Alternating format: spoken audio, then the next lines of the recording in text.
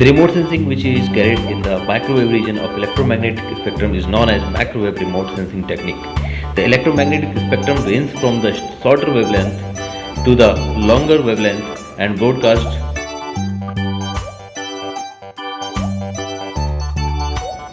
Microwave bands are divided K, X, C, S, L and P bands. There will be increase in wavelength of the electromagnetic waves if one will move from K band to P band.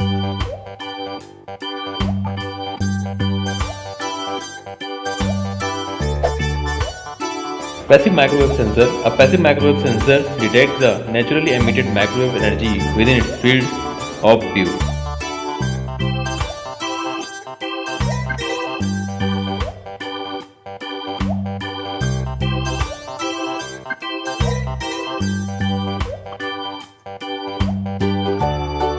Active microwave sensor provides their own source of microwave radiation to illuminate the target. The sensor transmits the microwave signal towards the target and detects the backscattered portion of the signal.